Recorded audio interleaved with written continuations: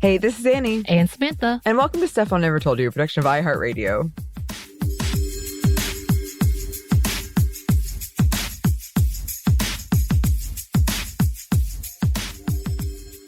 For today's Feminists Around the World, we are introducing, I guess not really, some of y'all already know who she is, but not all of us. We are introducing a social entrepreneur, a scholar, and activist, Suhani Jalota.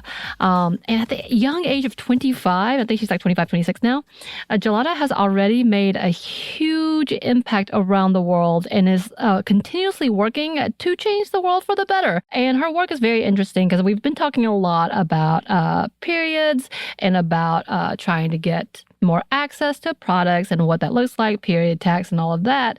And of course, there are those out there who understand the bigger, deeper implications of that. And she is one of those. And Jalota noticed at the age of 14, the disparities when it came to the rights of women and those in lower income and social statuses of India.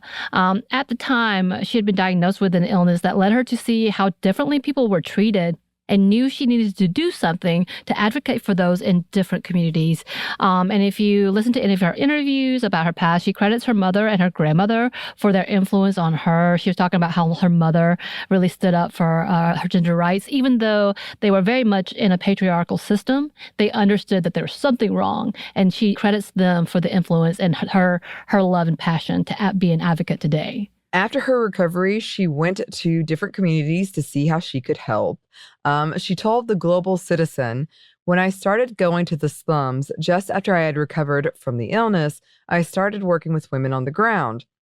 They were telling me stories with a smiling face about getting married at the age of 12, abused by their husbands much, much older than them, drunk all the time, asking them for money. So the women are working 4 to 5 jobs, taking care of all the children, feeding the children because the husbands are earning absolutely nothing. They're walking long distances to public toilets, then are harassed on their way to the toilet.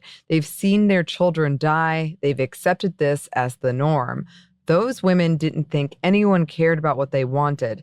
Instead, life was about doing whatever they could to survive." And she knew with all the different things happening in those communities, she couldn't solve anything by coming in to, quote, just fix things, but needed to educate and offer solutions that can be implemented and taught.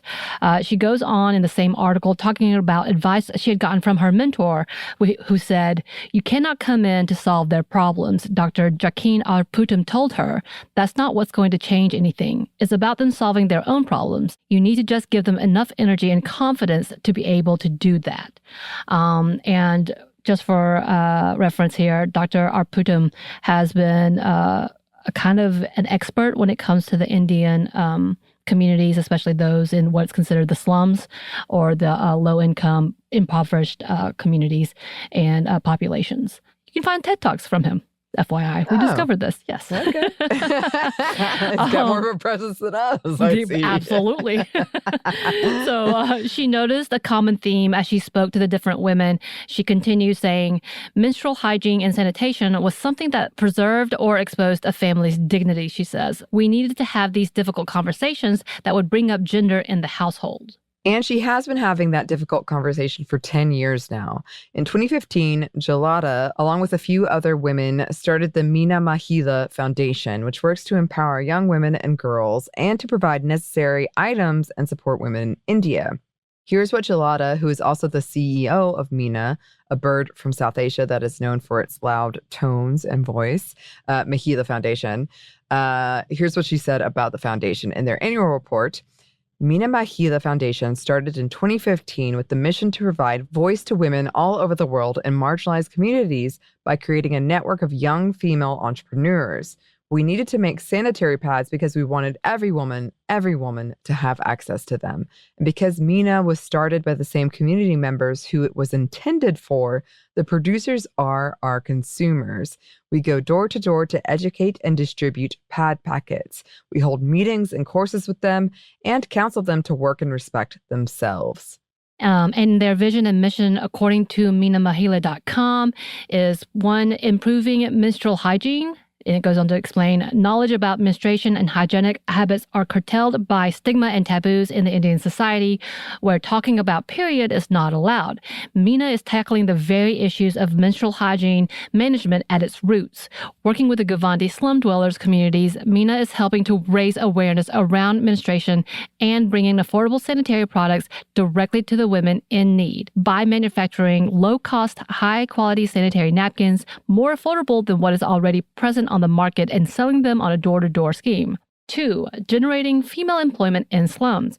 Meena was built as a social enterprise with a clear vision of wanting to generate employment for women by creating a workplace and environment that tries and succeeds to tackle the constraints used as arguments to prevent women to enter into the labor force. It is a safe space at walking distance from their home that provides them a steady salary and flexible timings adapted to their social context. Meena Mahila is more than an employer in Mumbai slums. It was created by women for women and is as such a woman's entrepreneurial project. And 3, building women's networks. Meena provides a family for the women where we take care of them professionally and personally to help them grow as individuals and businesswomen.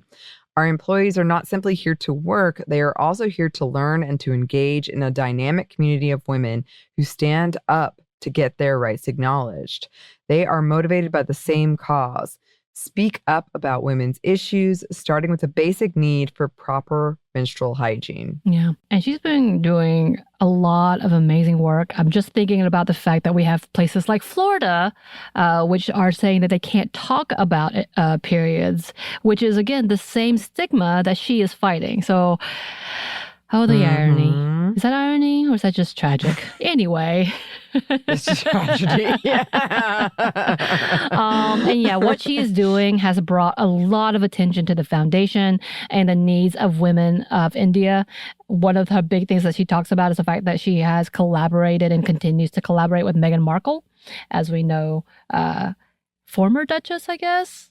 Because they renounced. No, I don't know anything about that. Their titles, but she has been a part of their foundation because she loved what they were doing. And of course, she has been recognized for her hard work, as she should be. The Duke University graduate has been awarded with the Forbes 30 Under 30 Asia 2018, is a Queen's Young Leader from 2017 representing India, was one of Glamour's Women of the Year in 2016. And at Duke University, she was a Baldwin Scholar, a women's 4-year leadership program, and a Melissa and Doug Entrepreneurship Fellow 2016 that actually helped her found the Meena Mahila Foundation, and was a Global Citizen Prize Cisco Youth Leadership Award nominee in 2020. Obviously, she's doing so much more. The foundation, from what I can tell, is thriving, has been a big help in India during the pandemic as well. So yeah, they're doing a lot of work. She continues on, is still the CEO, and has been a force when it comes to being an advocate and working for the women of India. Yeah, and that's such an important thing. And it is a conversation all over the world. So great work. And as always, I'm sure we'll have an update in the future about what she's doing. In the meantime, listeners, as always, if you have a suggestion for this segment, please let us know. You can email us at stuffmediamomstuff@iheartmedia.com. You can find us on Twitter at momstuffpodcast, or on Instagram and TikTok at Stuff I've Never Told You. We do have a TeePublic store, and we have a book. You can get it now at stuffyoushouldreadbooks.com. Thanks as always to our super producer, Christina, our executive producer, Maya, and our contributor, Joey. Thank you. And thanks to you for listening. Stuff I Never Told You is a production of iHeartRadio. For more podcasts from iHeartRadio, you can check out the iHeartRadio app, Apple Podcasts, or wherever you listen to your favorite shows.